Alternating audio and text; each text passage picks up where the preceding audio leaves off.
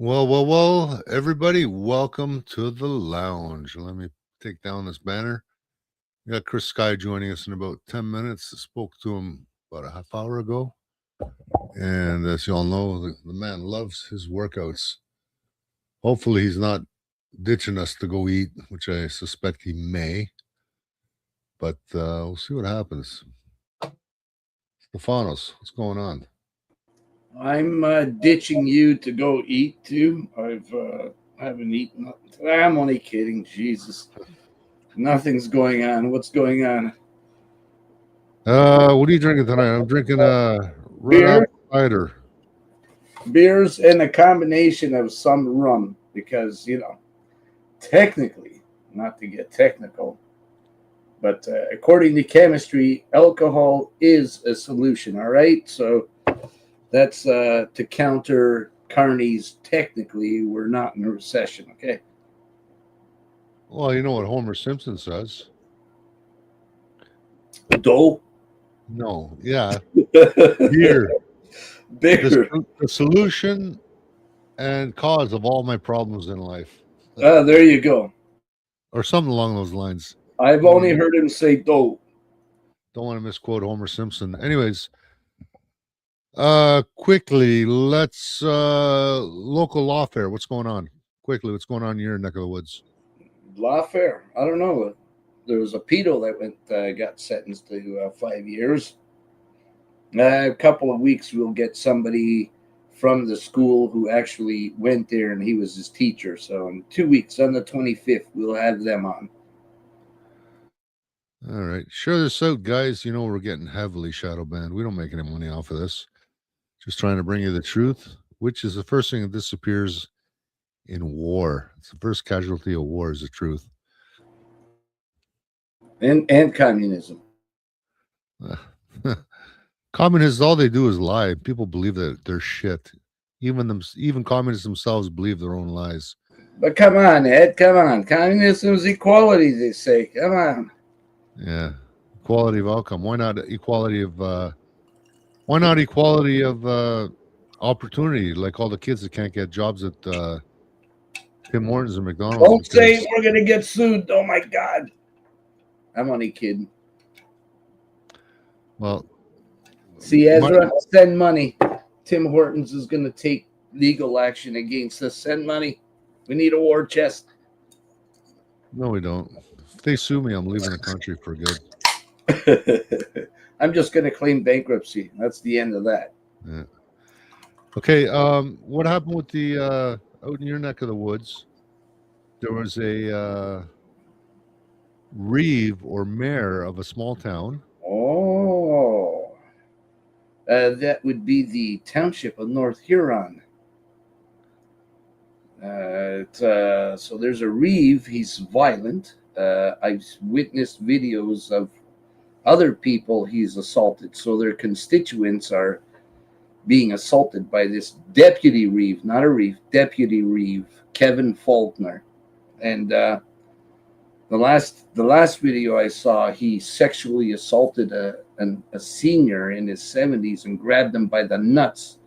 So the senior laid him on the ground, and apparently the senior gets charged with assault. Go figure that one. Great job, OPP. Great job, idiots. And so now it's being discussed that apparently, from what I've heard, rumor mill, I wasn't there, so I haven't heard it, but apparently they're going to not be pursuing the assault charges, and now they want to charge the mayor or against the senior. So now they are contemplating on laying charges against the deputy reeve, Kevin Faulkner, or they've nicknamed him Fascist Faulkner. So I sure as hell hope he doesn't run in this next municipal election because he's not going to get elected.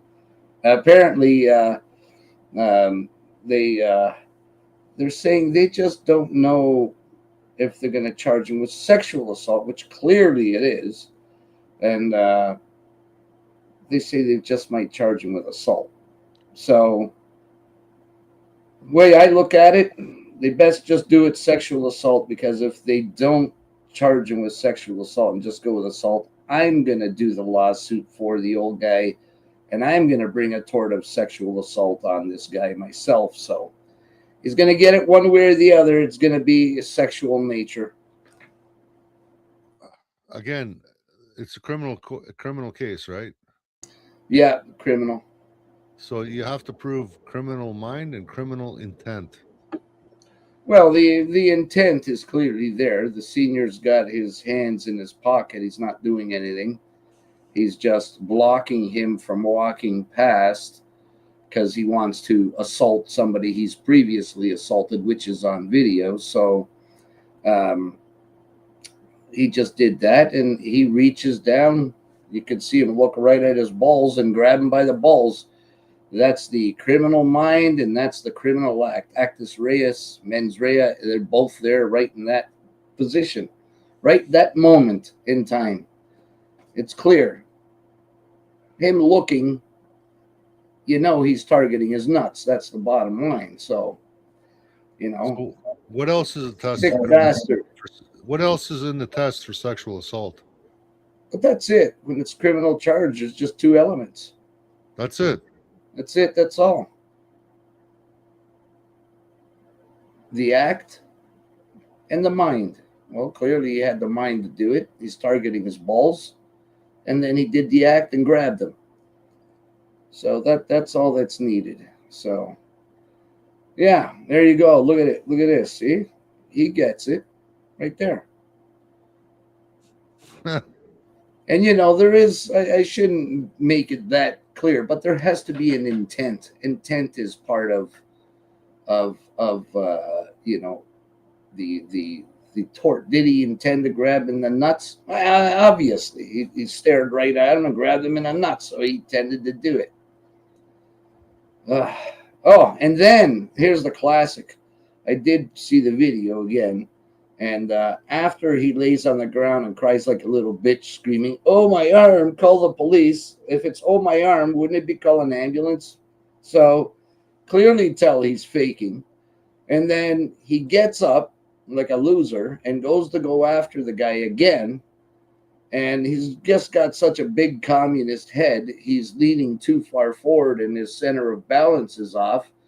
And he's running and stumbling and falls face first on his head. Boom! Right into the freaking pavement.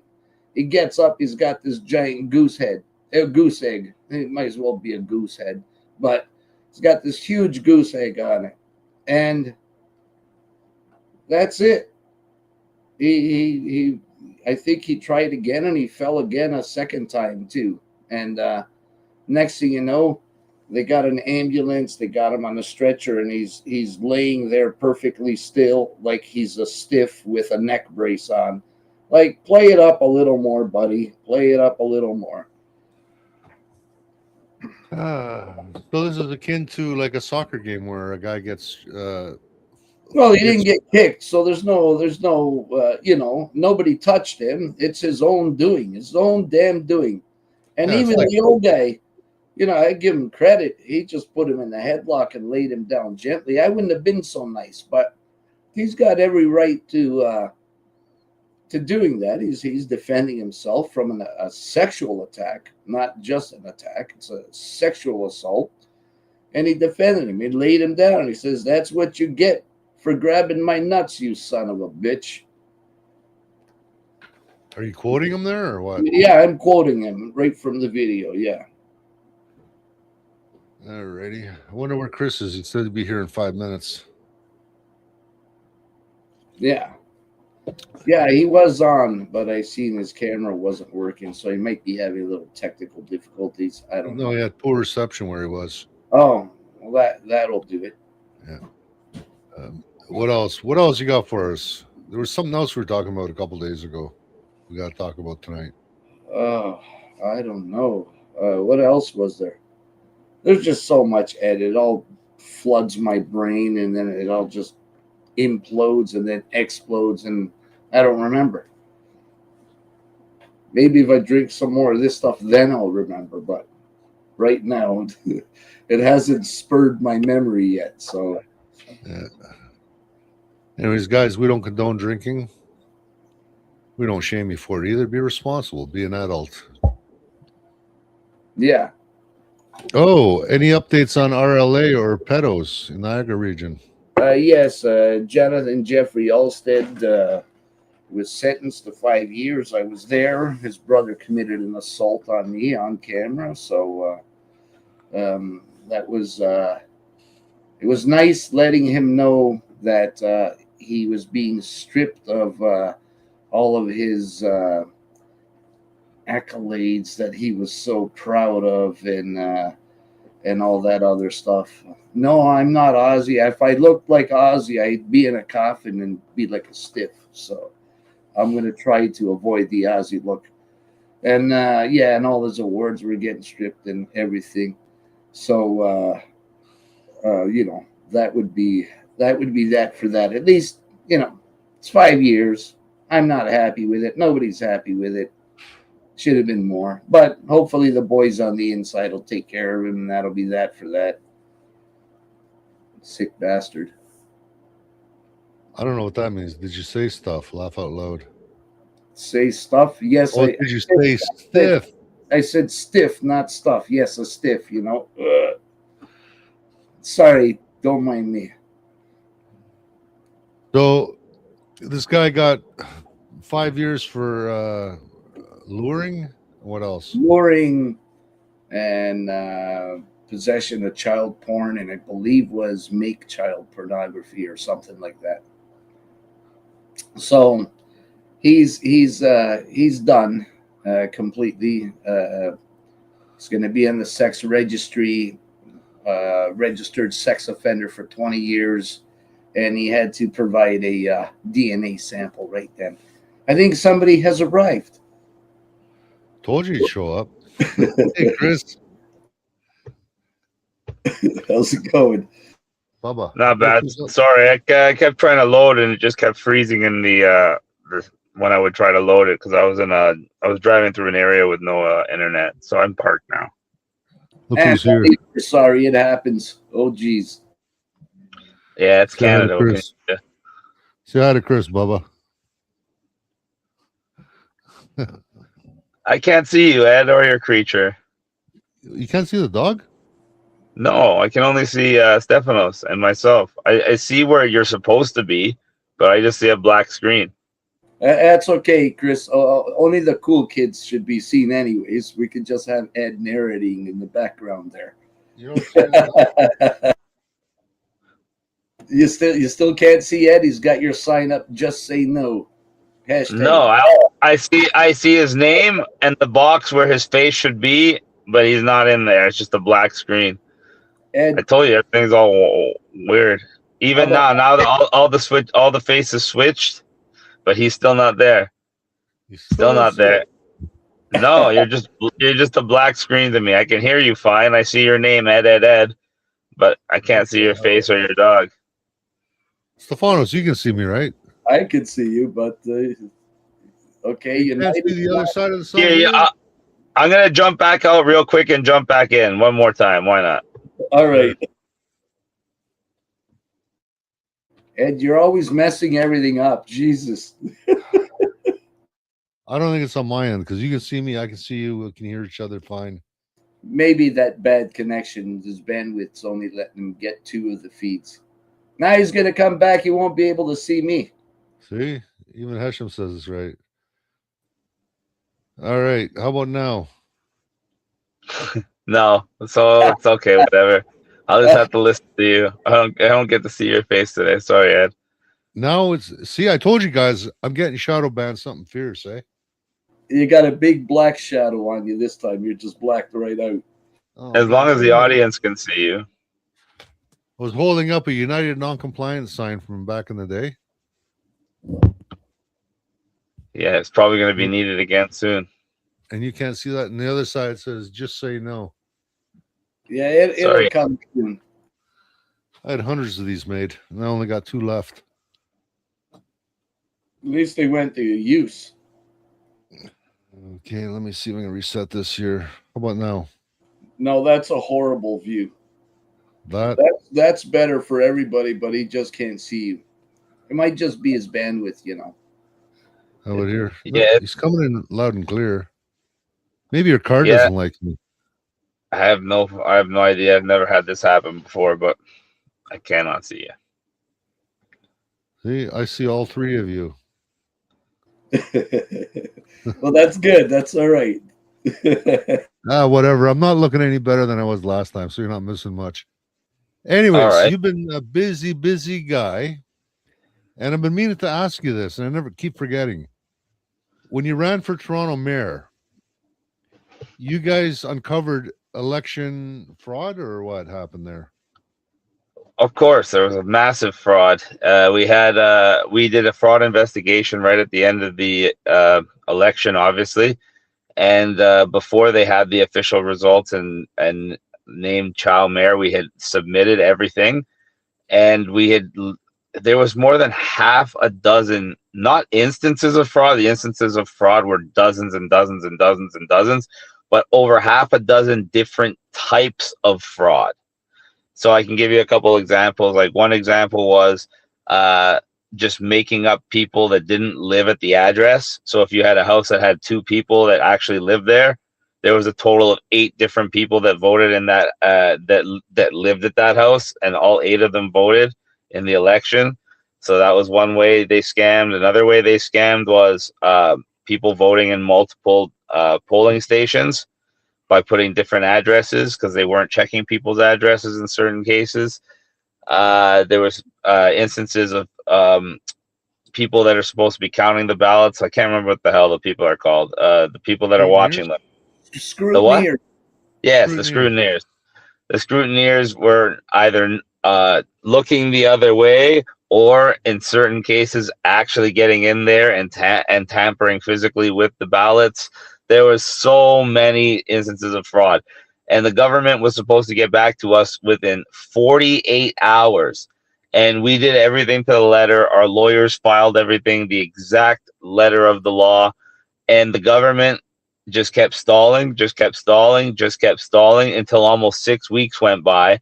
And when they got back to us, they didn't say anything about the veracity of our information or our sources or our affidavits.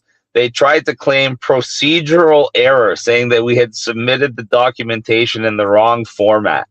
And when we literally gave them a copy of their own law book with the portion highlighted showing what documentation we were supposed to provide and how to provide it, and we showed them that we did it to the letter of the law, they literally just shrugged their shoulders and said, sorry, we're not accepting this lawsuit.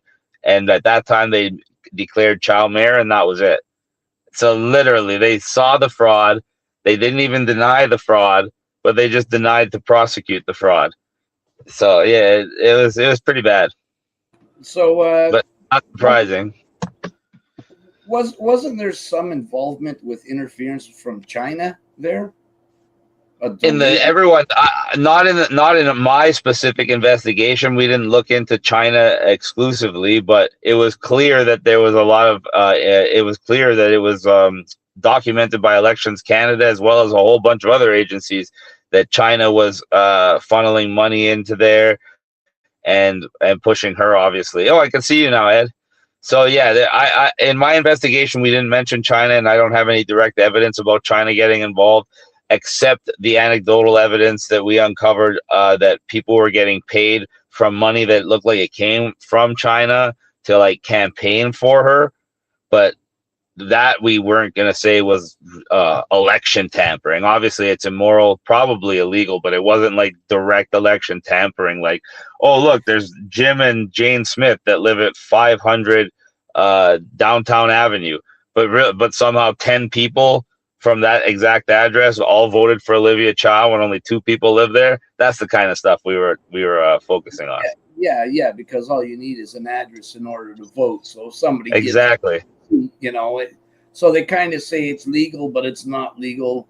And as far as China's involvement, if they're funding, well, that's foreign interference. And we had that in Niagara through the Tides Foundation in California. That's George Soros's son's foundation, and they were funneling money to a bunch of groups in Niagara.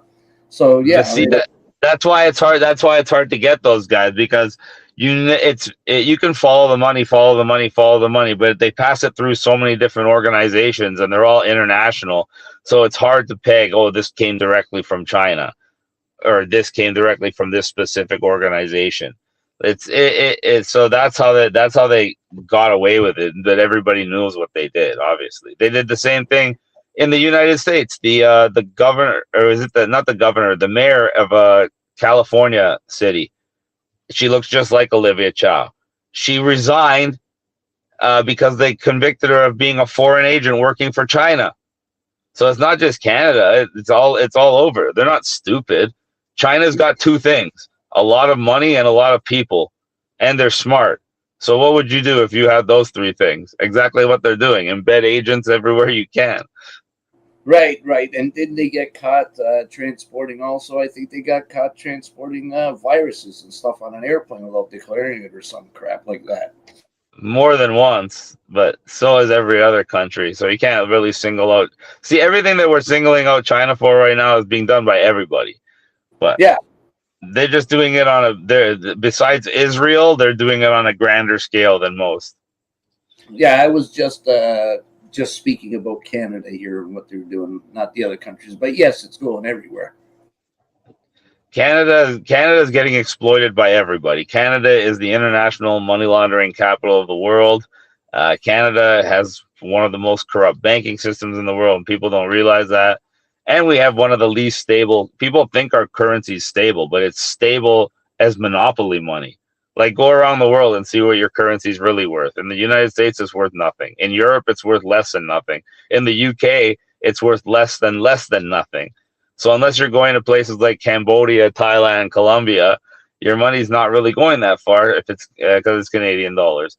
And people in Canada have no clue. They think they have it so good, but it's really not that good. In the last, I'd say 15 months, I was in a whole bunch of different countries, and I can say I like every single one of them better than Canada. The Canada does not stand out special in any way, shape, or form. It used to. In the early 90s, mid 90s, I would say Canada was one of the top 10 countries in the world at the time. And I believe it was in 80s. Standard of living.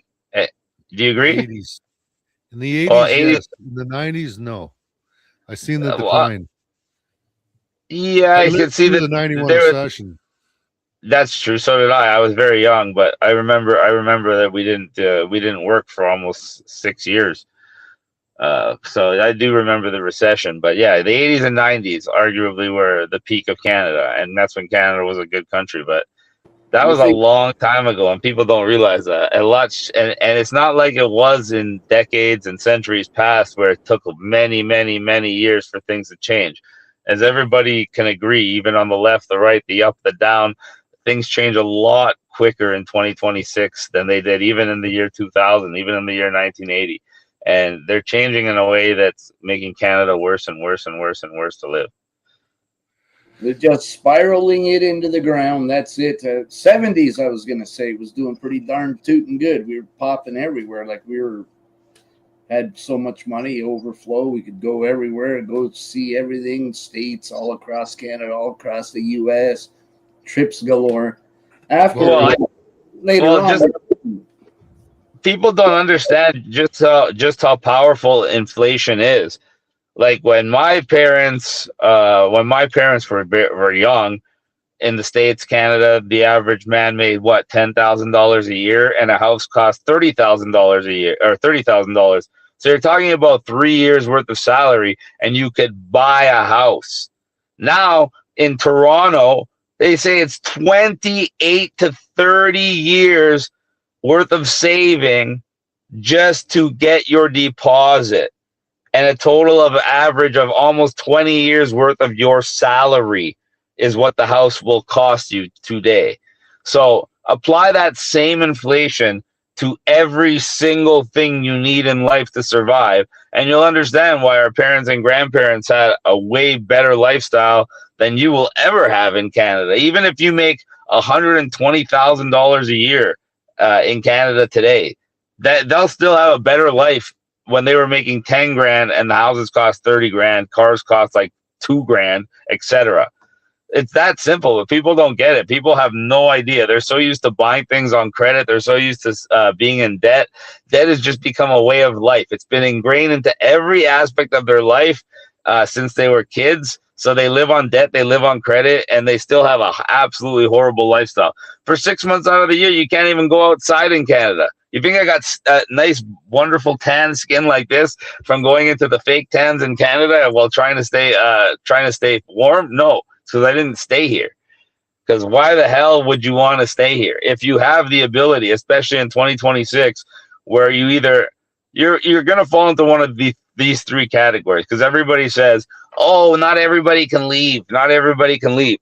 If you made it a priority, 1,000,000% you could leave. The thing is, you're comfortable with your routine and you're too worried about change, and you also don't have the balls for change. So you make up these excuses. The number one excuse I hear is, "Oh, my kids." You know how many people I know that left and the number one inspiration for leaving was their kids? Better lifestyle for their kids, better school for their kids, better opportunities for their kids when they become adults. That should be your number one reason for leaving Canada when you're here seeing it getting worse and worse and worse, and you're seeing 10 years from now it's going to be even worse, 15 years from now it's going to be even worse, etc. Then there's the three categories of people. Either you got a lot of money, and if you got a lot of money, it's very easy. You can sell a house, you can create equity. I don't even have to explain that one.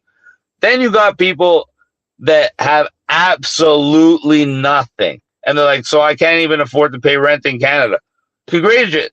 You got nothing to lose. I know people that moved to Mexico, left Canada with a backpack, $20 in their pocket.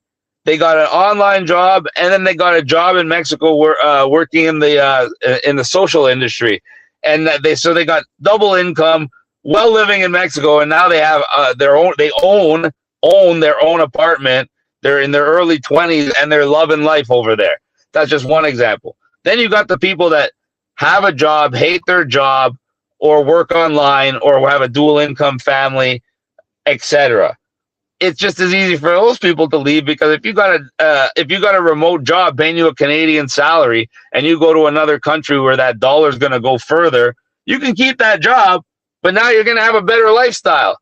It's just that simple. But people don't. I don't know how people don't get it. There's a reason why record numbers, not just some people, record numbers of people are leaving Canada. And it's either they have brains, they have money, or they just have the desire for change and the foresight to understand that their life is not going to get better in Canada. In fact, it's only going to get worse for 90% plus of the population.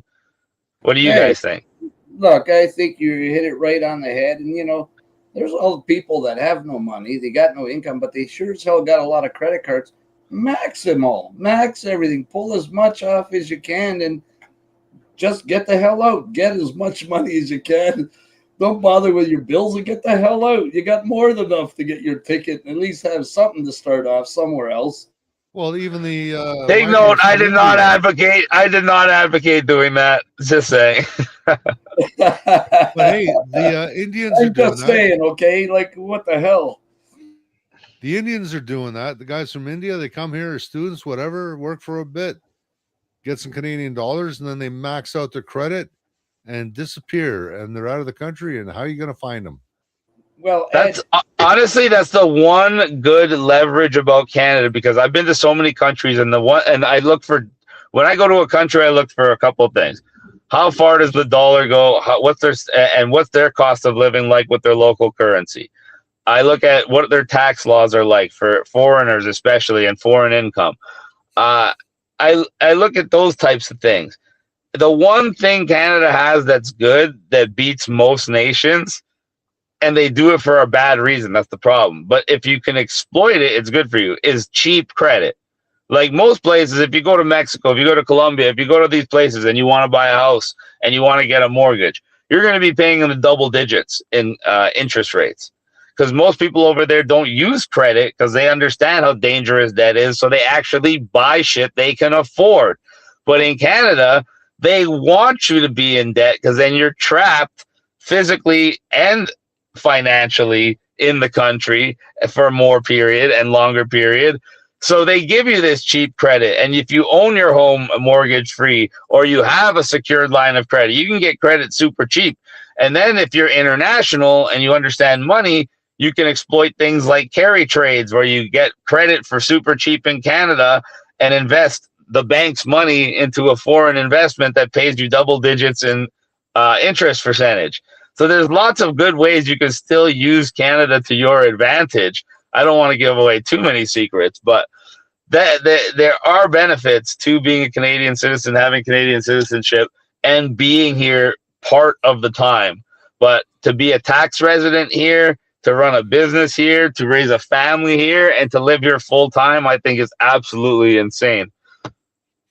So let's talk property taxes, if we could, for a minute. I was in Puerto Vallarta for about 6 or 7 weeks this winter. The place I was staying in was the old part of Puerto Vallarta, about 6 blocks off the main drag. And it was a 3-bedroom flat, no basement, just first floor, second floor, third floor, with a nice big patio up on the top of the roof. They were paying, get a load of this, for the whole house, $350 US.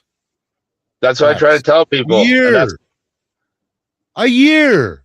Yeah, I know that. They in Mexico, in most property tax categories, it varies obviously by municipality and cities, but you can expect to pay, if your house is worth 100,000 American dollars, around $100 US for every $100,000 your property's worth. Yeah, so get a load of that. So and get a load of this. 6 days a week they had garbage pickup. 6 days. Yeah, because over there they got it because of the heat. It can't last outside for a couple of days. So when they put it out there, they get rid of it very quickly. So, what do you think of Argentina? That seems to be my favorite area to go to right now. I haven't gone to Argentina yet, but I really want to go there for a lot of reasons. I love South America. I love the Spanish and Latin culture in South America and Mexico. And I love the women in Argentina. I think they're fantastic. And I also love the idea that Argentina is the most European of all the countries, ethnically, architecturally, flavor and vibe, if you will. So I definitely want to go there and check it out. I don't know too much about their tax laws or any of that, so I can't give anybody any advice on if it's good for them. You're gonna love it even more because of the fact it's a libertarian government, and he got rid of so much government and slashed everything, the deficit, all that stuff. He's just doing awesome, and that's what I really like about it. Actually, that's where I think I'm gonna skedaddle from Canada and move there. Even the houses, to buy new houses, is pretty damn cheap compared to over here. Yes, I've been going to Colombia for a long time. Obviously, everyone knows I've been a resident of Mexico since 2022. And I'm in Mexico at least probably around 3 to 5 months a year every year. But I also go to Colombia a lot, and I spent at least 3 months a year there since 2017. And I was looking even to get a residency over there because of the super low cost of living. There's a very, very, very good market for Airbnbs in certain areas. And then this year, that ultra left-wing government went and they put in what they called an emergency tax on businesses and individual. They call it an emergency wealth tax. And I don't know any other country in the world that's done anything like this. But they don't just tax you on your global income. They tax you on your global net worth for companies and individuals. So if you own a house in Canada, they charge you a tax in Colombia for the house you own in Canada. And it's a significant tax. You're talking about, for someone who has a net worth of $3 million Canadian. So that's only $2 million US.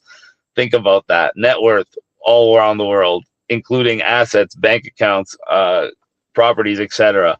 Your property taxes would be anywhere from $30,000 to $100,000 every single year, on top of the taxes you have to pay in Colombia. So I got super freaked out, and I was like, "Screw you guys! I'll just stay a tourist." but that law has since been challenged in court from businesses and individuals and declared unconstitutional against the government there. And it looks like the government's going to lose the next election because the people don't really like it. So I'm still watching because Colombia is still high on my list for a lot of things. Panama is fantastic. I know Kevin J. Johnson's over there, and I know why he's over there, because Panama has a very rich history in how they handle people's money and how they handle taxes and how property is over there. And Panama has a lot of benefits. The only downside to Panama is that it's a little bit more expensive for initial capital to buy into the country, because everything is pegged to the US dollar there. Their currency is named after Rocky Balboa. It's called the Balboa, for real. I'm not making that up, except for the fact that it's not really named after Rocky, but it is called the Balboa. And it's pegged to the US dollar 1-to-1. That way you can buy property in Panama and know that you're not going to get hit with some massive 20-30% devaluation virtually overnight. So Panama is super stable for that. Panama doesn't tax worldwide income. Panama doesn't tax the income on your interest. In Canada, ladies and gentlemen, I don't know if you know this, but if you're in like an Alberta credit union, for instance, and I use them for an example because they're one of the safest institutions in the world. Fantastic. They have 100% deposit insurance, 100% insurance on any of your interest payments. Unlimited. You could put $100 million in there. They got to pay you back every dollar, and they pay you dividends as a owner, not just the interest payments on your money. The only problem is your Canadian government wants to tax you 50% on your interest payments. 50% on your money sitting in the bank that's supposed to be coming to you. The government's like, hey, because you're in Canada and so privileged to be in a country that sucks 6 months out of the year, you can't even leave your house, has the worst quality food in the world, the wokest, most pathetic LGBT trans apologist movement in the world. You can't even tell what country you're in when you fly into the airport. You look like you're in a Star Wars movie. Canada sucks on so many levels, and they want 50% of your income. You know how much Panama takes? And their banks will pay you up to 6% interest annually on your money? Zero tax. So people have to start really looking and understanding, because there's people in Canada that just pay their taxes for 30, 40 years. Imagine if you're making six figures and you're paying these taxes without question, without structuring, because they make these laws for a reason. They make these laws so they can so they can screw the lazy people over and take as much money from them as possible.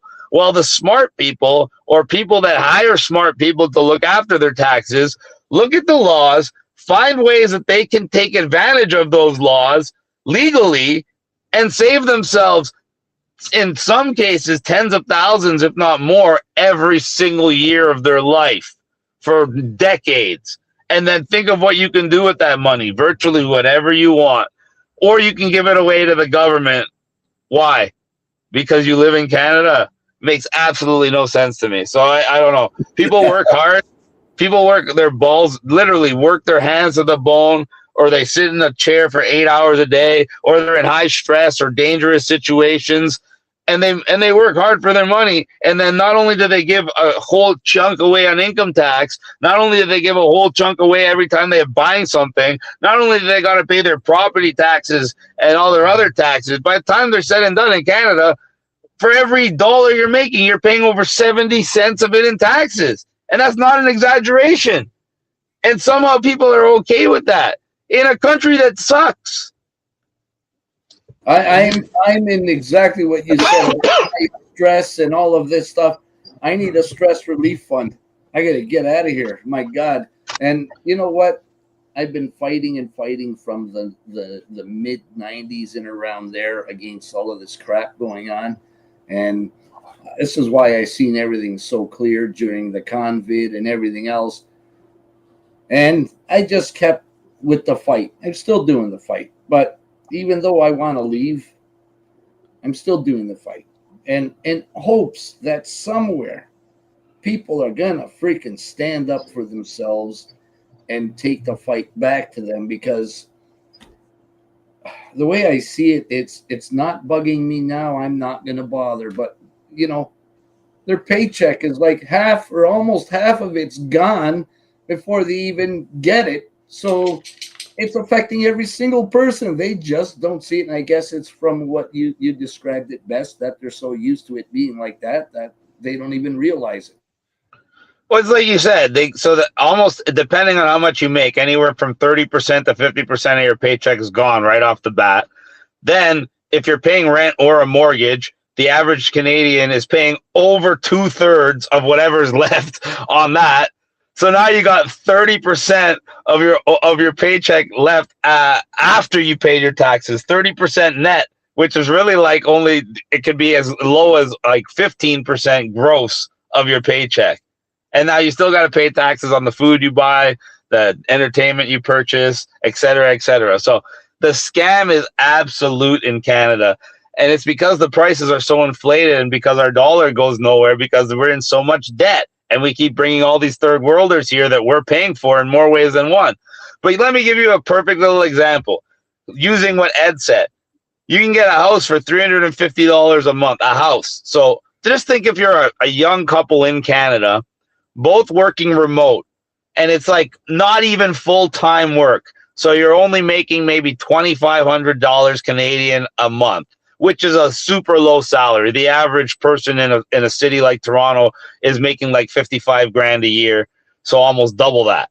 So you're making below the average salary, but you're living with your girl, guy and a girl, just two of you. So your combined income for the month is 5 grand in Canada. Meanwhile, your rent is $3,500 and you're living in a 1-bedroom nothing apartment. And then all the other things we already talked about.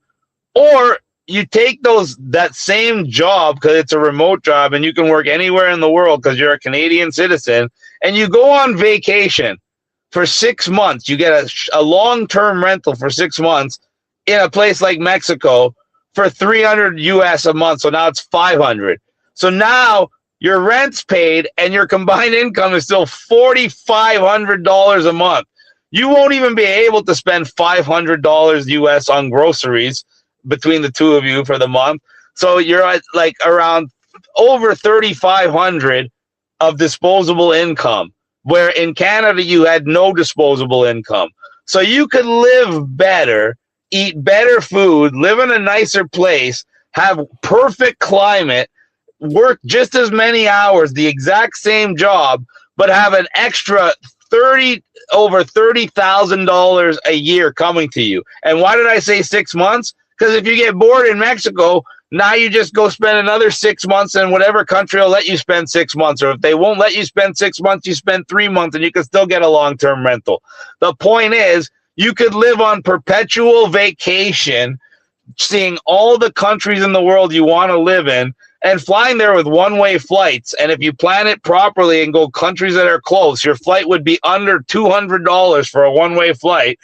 And you plan it 3 months here, 3 months here, 3 months here, 3 months here. And you could see 4 different countries in that year with the exact same jobs you had in Canada, where you didn't see anything, you didn't save anything, you spent 6 months in a frozen hellhole, and you hated your life, hated your job.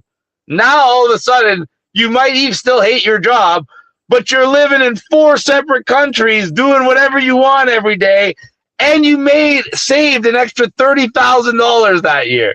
What sounds like the more logical choice? I'm packing my bags tomorrow. Go ahead, Ed. Rent in Argentina for downtown Palermo, very good area. 2-bedroom with a 1-car parking garage enclosed. With heat, hydro, and all the expenses, you're looking at $1,600 a month. But yeah, that's for a big family, and that's in a super wealthy area, yep. And that's because if you got your own private garage and everything in a place like that, that's in a very high end area. In Toronto, Canada, that place would be $6,500 a month, if not more. Easy. Yeah. Easy. I'm being very conservative. So like that's what I'm talking about. It doesn't make sense for people like to stay in Canada, especially nowadays where everybody works remotely or has an online job, et cetera, et cetera. Or if their job, or a lot of people are getting by on basically a minimum wage job or slightly above a minimum wage job, where they can easily get an equivalent job like that in another country, but be making, but their money goes further. Like my buddy had a cleaner in Mexico. She made the equivalent of $750 US a month. They had a family of 6. The mother, father, and 4 kids. 2 kids were obviously too young to work. 4 people, the other 4 kids worked and the parents worked. They had a combined income, and most of them just worked part-time, like really small gigs, not like full-time jobs, real jobs, skilled jobs. They had a combined income of almost $3,000 US a month with that family. It took them less than 2 years to save up to buy a house, mortgage free, 100% cash. So now they own their own home, and now they're just caking it every month because they when they own your own home and you have no rent and nothing, that's your biggest expense in Mexico. Now it's just food. After food, you have no expenses. So at this point, they're just laughing, and they're living better than over 90% of the people in Canada. And not one of them makes more than $700 a month, which in Mexico is even like a below the poverty line salary, because most people in like a city will be making around the equivalent of 1,500 US a month. Well, as for expenses, an Uber ride for half an hour is about $10 to $12 US. That's another thing.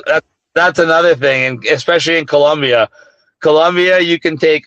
There's no point in owning a car. They have the law too in Colombia where depending on your license plate, because of climate change, you're only allowed to drive it on certain days. And if you're driving it on the day where you're not supposed to, I think it's even and odd last number, you can get tickets unless you're an Uber driver, taxi, whatever. Uber's there, like you said, you can spend Ubers all day, take 6-7 Ubers in a day, and you still wouldn't even have spent $100. And you were just taking Ubers all day. Meanwhile, in places like Amsterdam, I took an Uber, it was 1.7 kilometers.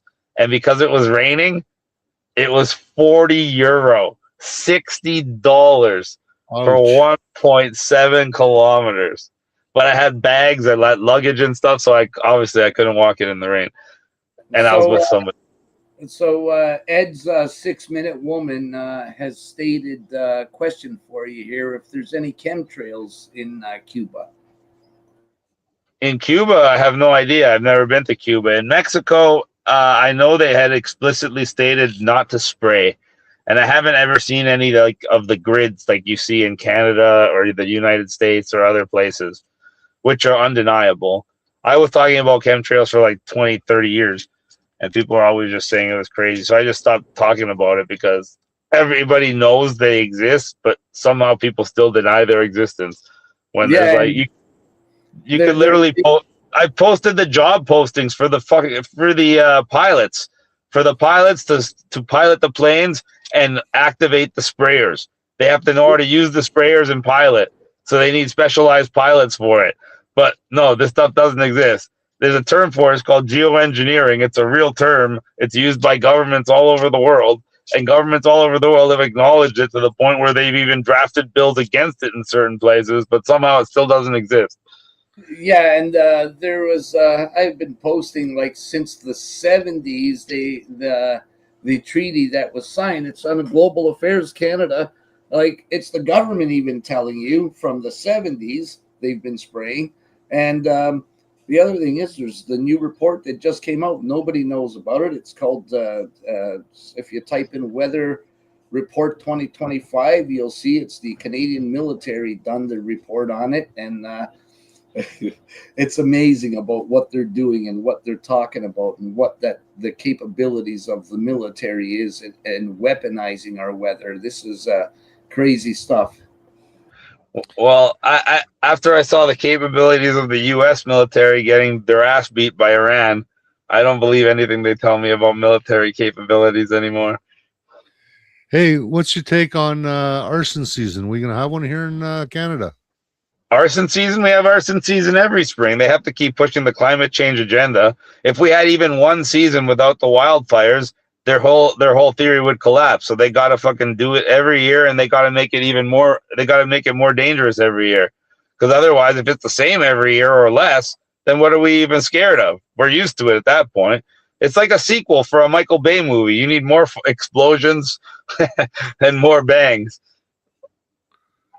Yeah. And just like every other sequel, the more sequels you have, the more diminishing returns you get. So less and less people are believing it. So they've already run their course, because just like you made a joke about it, arson season, that's like, it's popular enough that the vast majority of the regular population that normally wouldn't understand something like that will instantly understand that.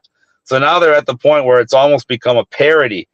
Everybody knows the government's doing it. Everybody's seen how many people get arrested every year specifically for lighting fires while they're telling us. It's usually Exactly. Antifa that gets arrested and convicted for this shit. Well, and even in places like California and in the States, all over the States, dozens and dozens of people get arrested every year. So how many people you think they didn't catch? But we're supposed to believe these fires are happening naturally. It's ridiculous. It's absolutely ridiculous. And I just hope they don't burn down another town like Jasper, because I like Jasper. I used to go there. Yeah, I've never been, so I really don't care. I don't know what I'm missing, so it doesn't bother me none. It just sucks to hear that they burn places down, just like it sucks to see them bombing places in Iran, etc. So what do you think about the separation movement in Alberta and Saskatchewan?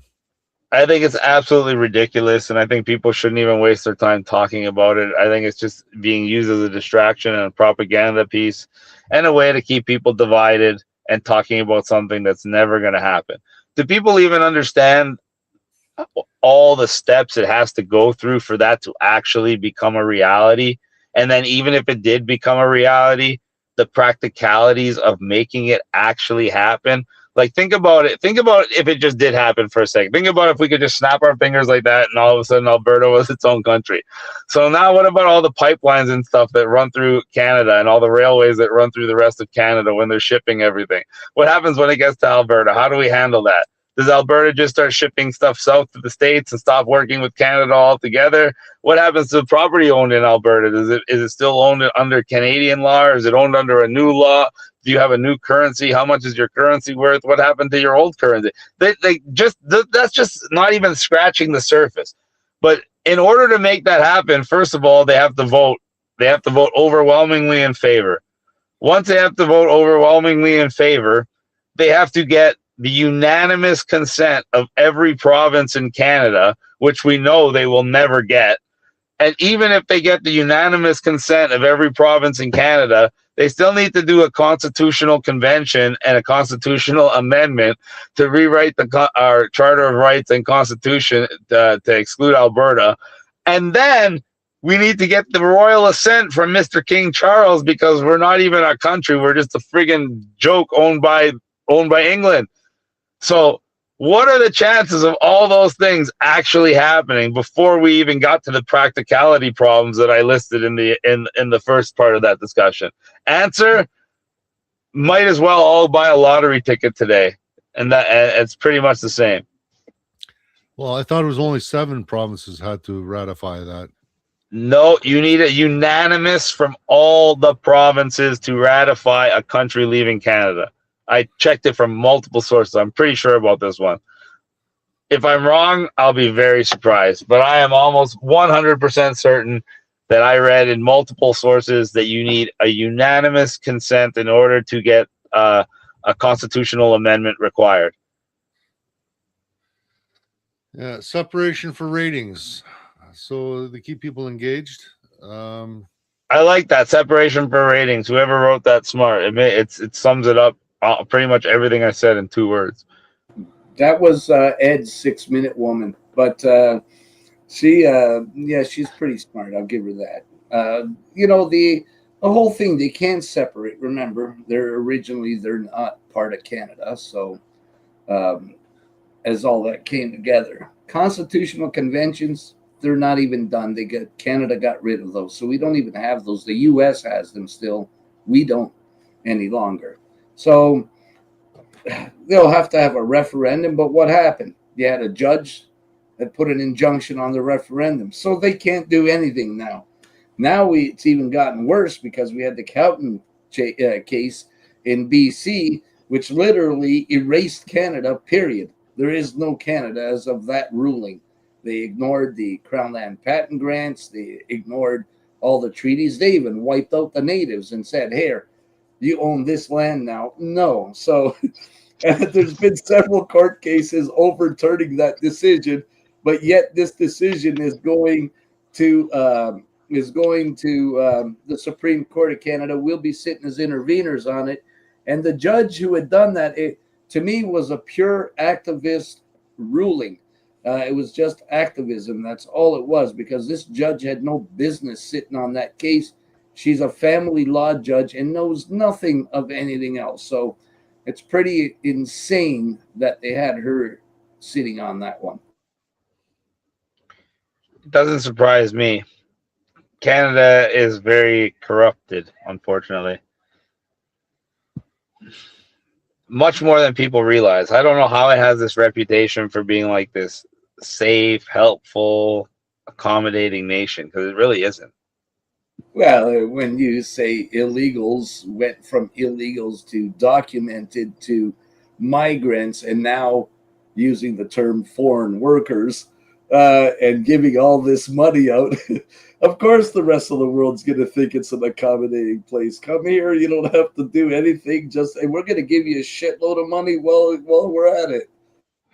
A shitload of money, jobs, and we're going to pay the companies to hire you, because that's exactly what they're doing. If you hire a foreign worker, they subsidize the salary. I don't know how much of it they subsidize, but it's significant. So it's like, hey, I can hire a Canadian and pay 100% of their salary out of my pocket, or I can hire Abdul from India and the government's going to pay like 90% of his salary. So I only pay him 10% out of my pocket. Who would you hire? Let's be honest. yeah, and all the Canadians, even the young Canadians, earlier we're talking about a future for the kids. What future? They're hiring all the illegals and crap. They're giving them all these jobs. We're getting none of the young Canadian kids can get a job. If you're white or if you're a Canadian, forget about it.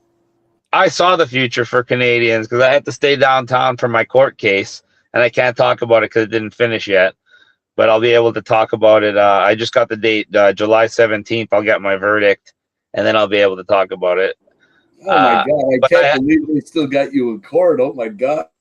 Yeah, since this one's from all the way from 2023, and I've already had 6 days of trial.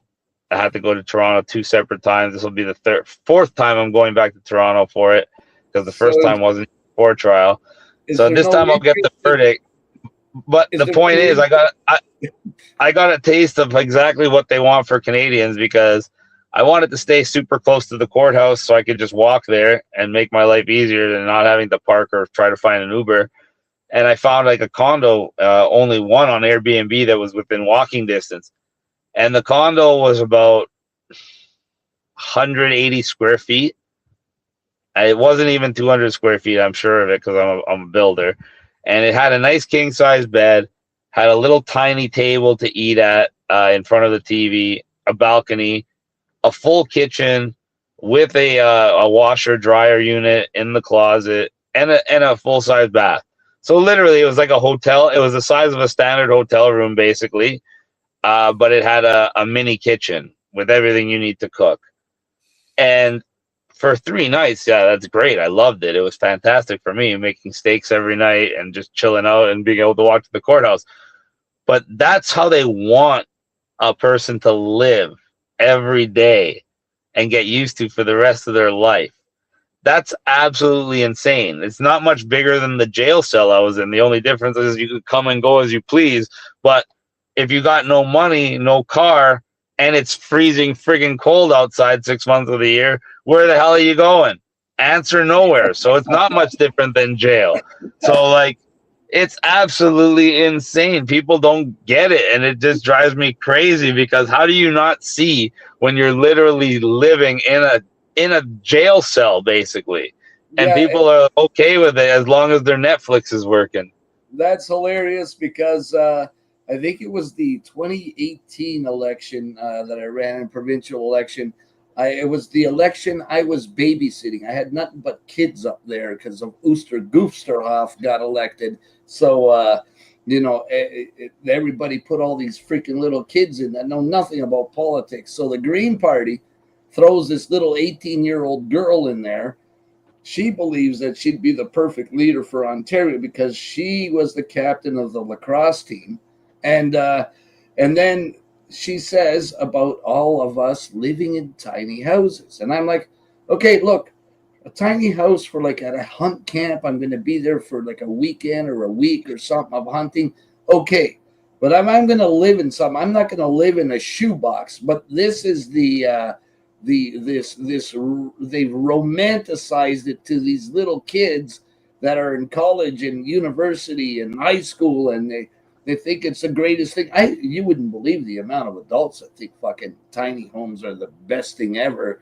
I'm like, are you fucked? Literally, are you fucked? Like, I cannot. Yeah, the reason they think that is because they've been so far priced out of the market to buy a home.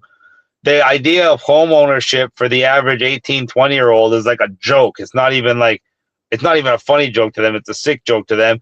9 out of 10 of them don't even have a license because they know they'll never be able to even afford a car, let alone a home.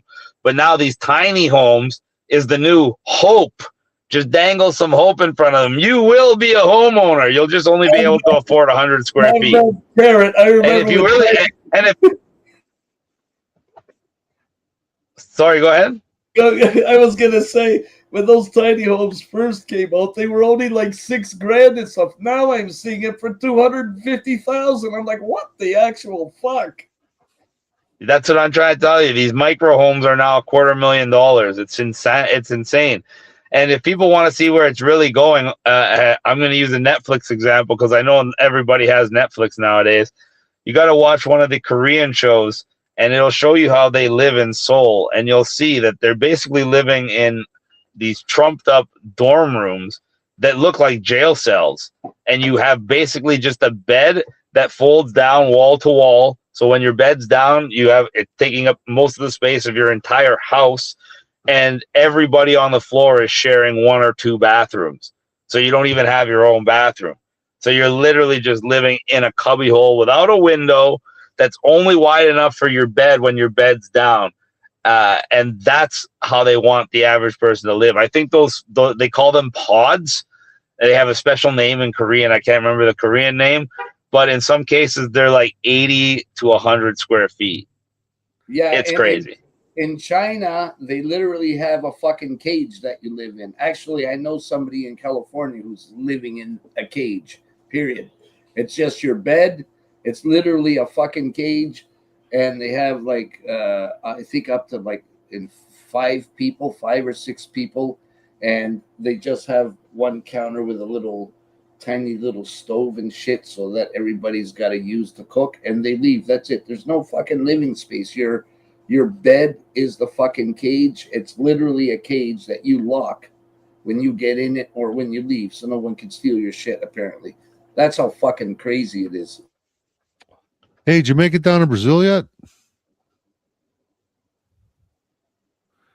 Did you make it to Brazil? No, I didn't make it there, Ed. Chris, did you make it to Brazil at all? A friend of mine just got back from Brazil yesterday. She was there with her. She was there with her mother. She said she liked it for a vacation, but she wouldn't live there. And she's from South America, actually. They live in Peru. And what I can tell you about Peru is and this is not an exaggeration. And I've been there I've been there a few times. It has the best food in this side of the world. Better than Canada, better than US, better than Mexico, better than anywhere in Central America, the Caribbean, or anywhere else in South America. The only places in my mind that can rival the food in Peru are a few places in Europe, maybe Italy, France, Spain, Tokyo, like Japan, and possibly like Hong Kong. But other than that, Peru has some of the best food in the entire world. When you're talking about baked goods, steaks, fish, desserts, everything. It's just I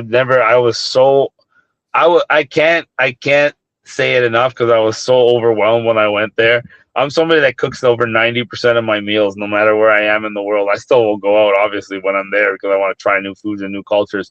But in Peru, I ate out every day, all day, breakfast, lunch, dinner, snacks. It's just fantastic. So Cost of living?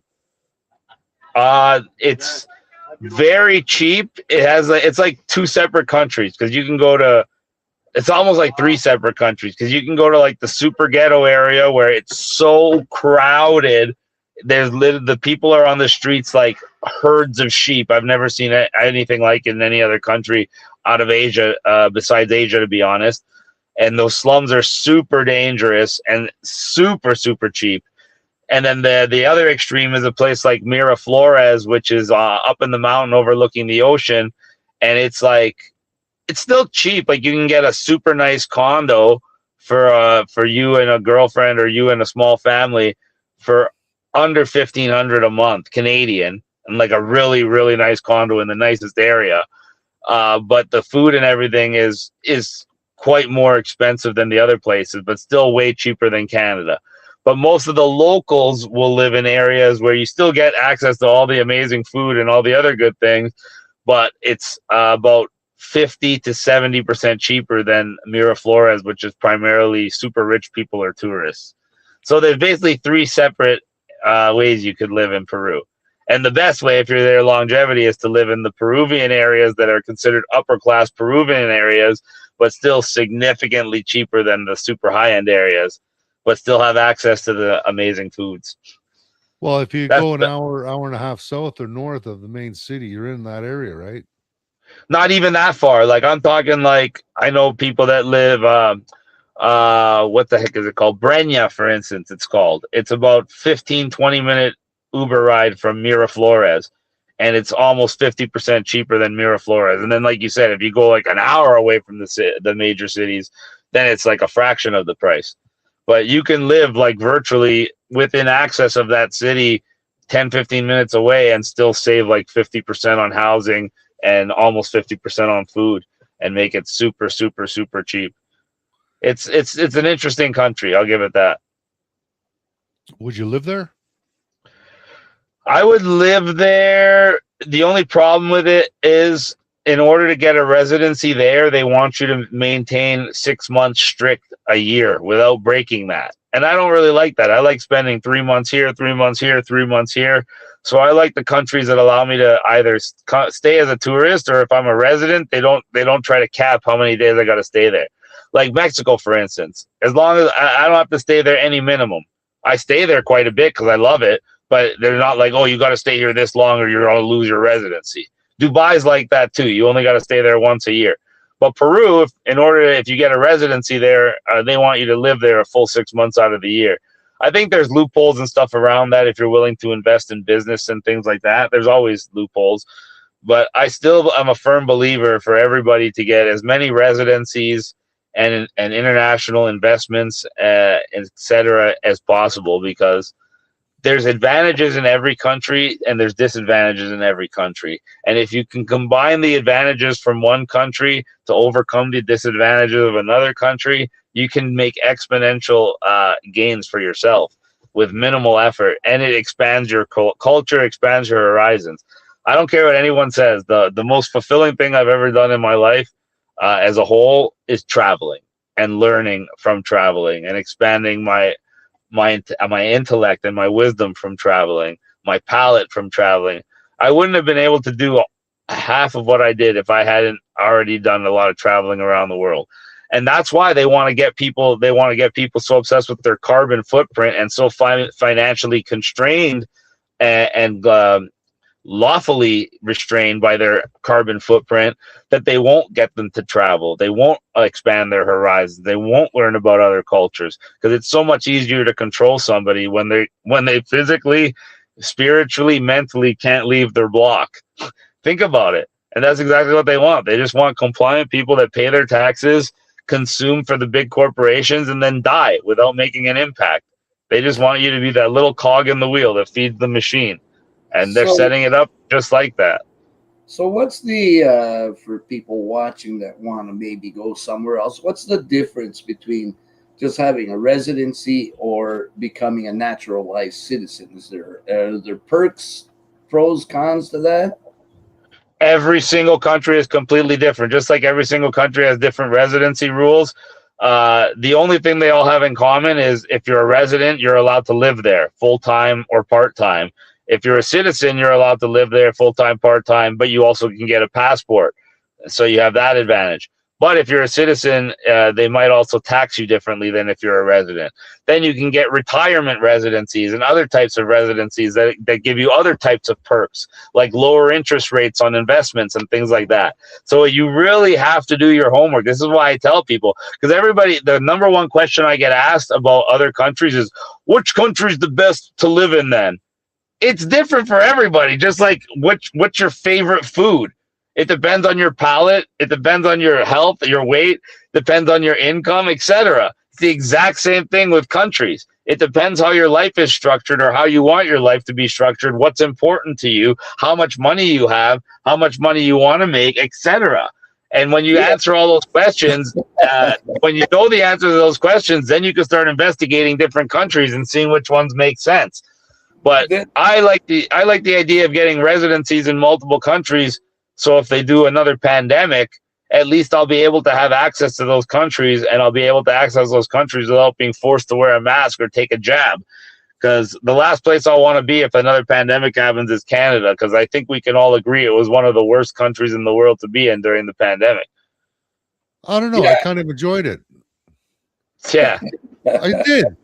It was the only time in my life where I was able to get into Pearson's airspace at night during the rush hour business flight time. Nothing was moving. There's only one controller working the entire Ontario region. And, I dialed him up and asked him for permission to overfly the airport. He said, no problem. Do what you want. He says, well, do I have to worry about traffic? He says, you're the only one in the air within 200 miles. Go wherever you want. Do whatever you want. Whatever you want is approved. Literally, that's what the guy said. And I've never been able to do it before, and I've never been able to do it since COVID. So that's kind of cool watching all the taxiways were just full of planes that were grounded. It's kind of cool. Well, there's a silver lining to every cloud, Ed. That's it. And the poor controller was bored out of his freaking mind. I think he was happy just to have someone to talk to. Yeah, and everyone wanted just to feel normal. I remember when they first declared the lockdown, I went driving, and it was literally like Dawn of the Dead. I didn't see one other person, and it was just this eerie vibe.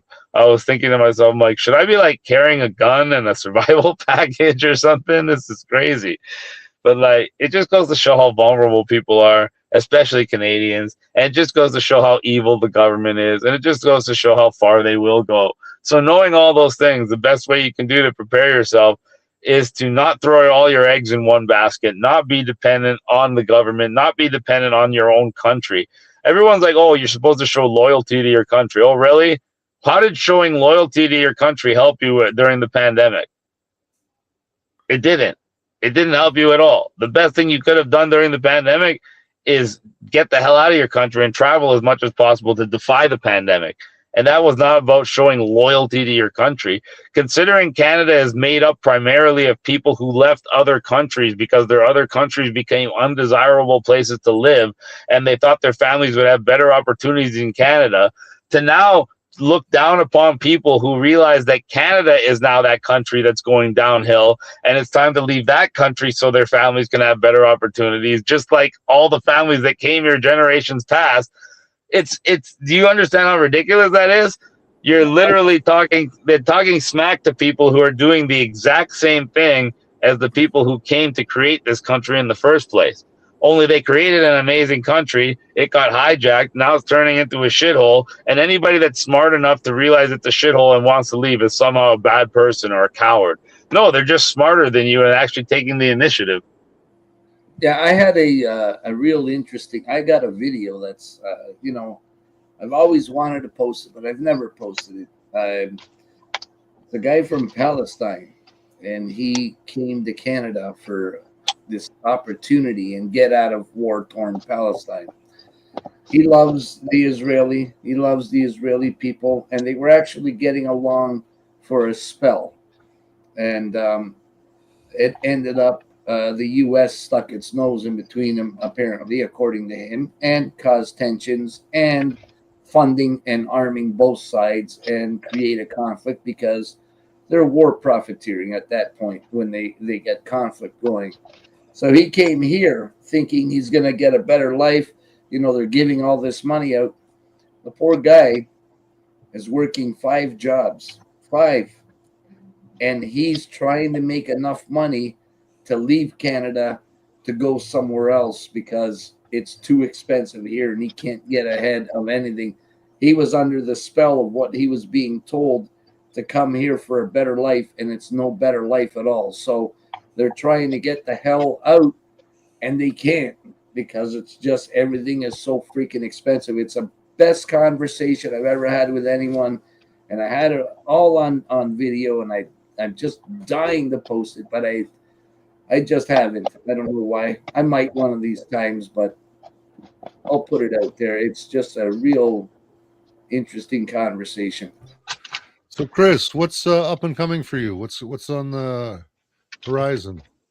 I got some things to take care of in Canada, including my court case that I'm going to have the official verdict finally on July 17th, and it's my last court case. So I'm looking forward to beating that case and clearing my slate. I'm working on a couple other things in Canada before I leave again. And then, like I said, I'm going to be checking out a whole bunch of different countries.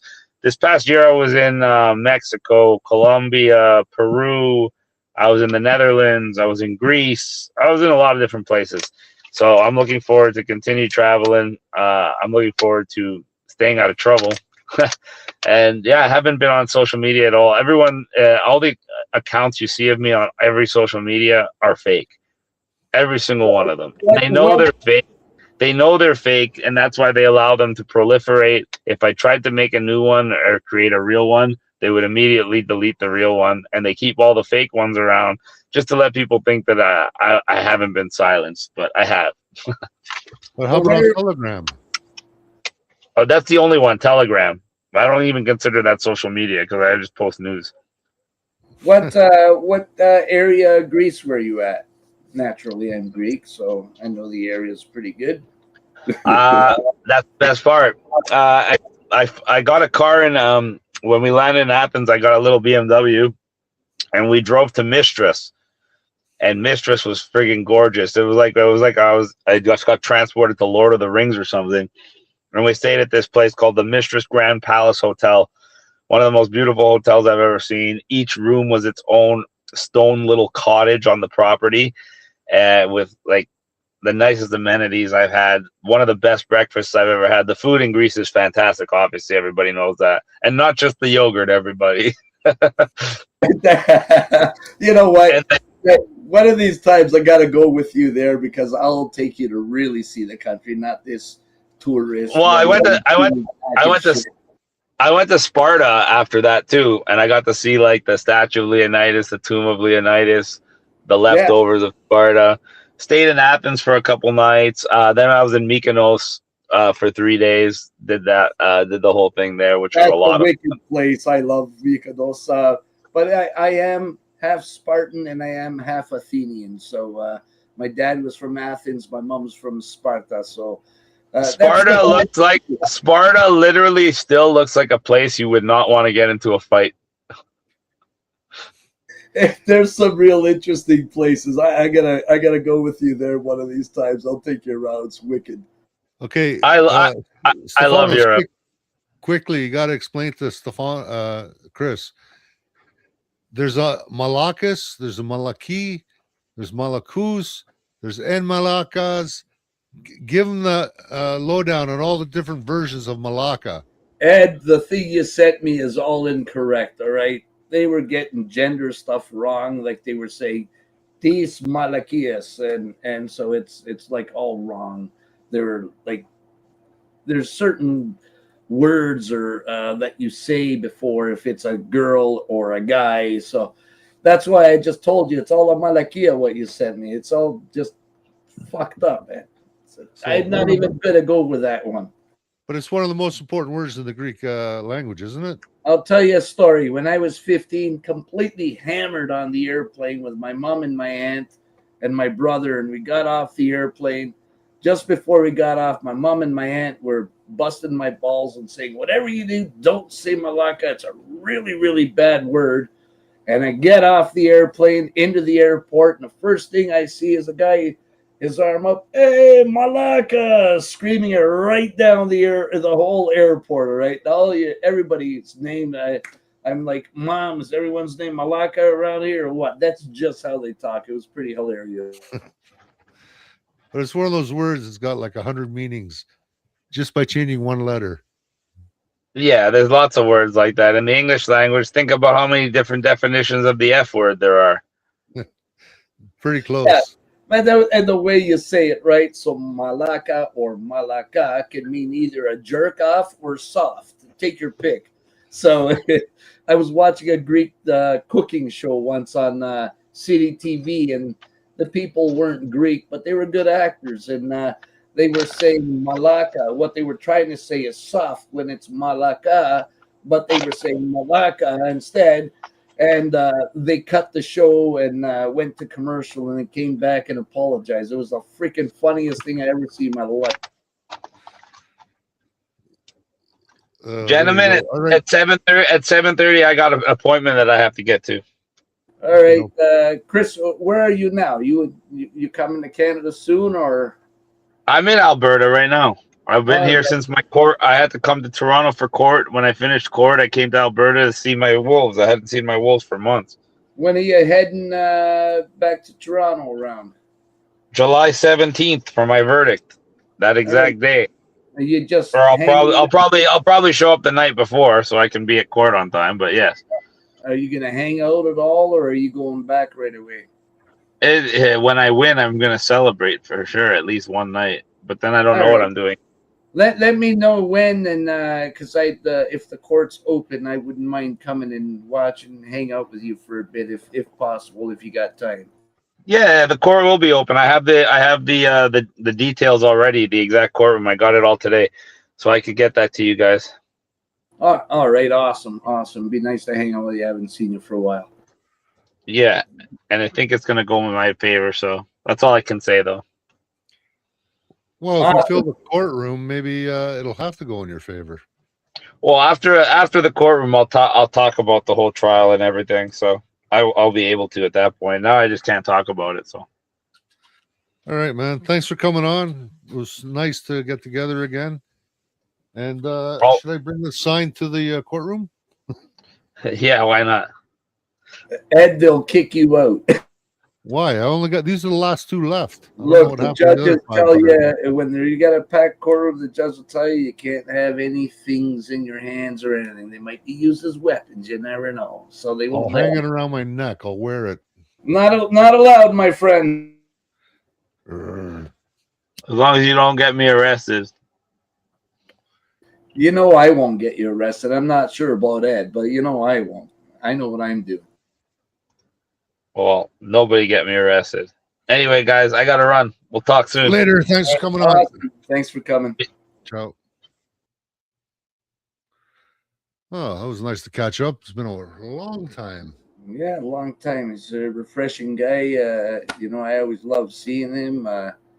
He's the only guy I can say through the whole BS and everything that has stuck true to his word. He's never said something and backpedaled on it. He's never said something and done something else. He's always been true to his word. He's the only one. I don't care who we're talking about. He's the only one that's been 100% solid, and he remains that way. Okay, you too, but I'm talking high profile people. Okay, I think he garnered a little bit more attention than you did, especially by the police. Actually, most of the Toronto cops knew me on a first name basis. They never asked me for ID when they handed me those tickets. Right, but they weren't throwing you in handcuffs every 2 seconds either. So that's because they don't have handcuffs big enough. Okay, you might have a point there. They might have had to, make special set or something. All righty. Okay, let's call it a night. And what are we talking about next week? Any idea? Hashem brings up a good point. He said, it was Kevin. Kevin's the one who was getting busted all the time. So he took the heat for you, and that's why they left you alone. No, I had to cover for Kevin's show to keep the audience alive. I remember that. Well. That's why Kevin had to take the heat to keep them off of us, okay? Actually, I only got 4 minutes of fame back in 2018 when they had me on City Pulse. I was on City, it was that 24-hour news channel for CTV. I was on there for a week. Everybody's calling me. Everyone I haven't heard from in years. Well, of course. What the hell are you doing on City TV? The first thing out of my mouth is, why do you watch that garbage? There you go. And you know what? It wasn't just 6 minutes of fame. You got 6 minutes of other things offered to you too. So kind of jealous about that. Well, there was no money offered, so that's why those things never came to fruition. Oh, damn. All right. I see how it's going. See, I should think I'm too tall. No, you know what it is with the cops? I'm not intimidated by cops. I always keep my cool, and that scares the shit out of them. Never ran from the cops. I'm not intimidated from them. They can't stand me, but I'm still not intimidated by them. I remember one day after a protest, I'm leaving and I'm walking across behind City Hall. Cop's there on his horse alone. Comes right up to me, and I stopped. And we're staring each other down. And the cop was waiting for me to move out of his way. I wouldn't move. And we were staring at each other for about 4 or 5 minutes. The question here is, were you taller than the horse? Not that horse. That horse sat about 2 feet above me. It's a big, good-sized horse. Nice horse, too. I think the horse knew better. Showdown at the OK Corral. Hashem says that he thought it was that you were too tall, that they wouldn't arrest you. Hashem, I think Ed's too wide and his wrists are too big for the cuffs. I think that's what it was. Not just that. If I can build it, I can break it. So where are they going to find a jail that's going to hold me for more than a couple hours? Oh, it sounds like a challenge to me. Well, I've been saying it for years. Still haven't been arrested. Okay, don't egg them on. Okay, they just might come here. You're going to be gone for it might be 10 years before you figure out how the hell to break out of there. Then by that time, you might be rolling along in a wheelchair or something. You never know. No, I don't think so. Like I said, if I can build it, I can break it. Anything built by man can be destroyed by man, and I'm a man. Yeah, that's true. And I'm not one of those girly men. I'm severe straight. All right, guys, share this out if you found any value in it. Sure, people have been wondering what the hell happened to Chris Sky. Now you know. And we'll see you next Thursday. Have a good evening. There was a lot of rumors, Ed. There was a lot of rumors about Chris, but I always defended Chris. He's the one person I've stuck true to, aside of you, naturally, and Kevin and Derek. But he's the one guy who stayed solid always. But lots of rumors. Don't believe him. Usually when you hear these types of rumors, those are from the infiltrators or shit disturbers. Anyways, see you later. Later.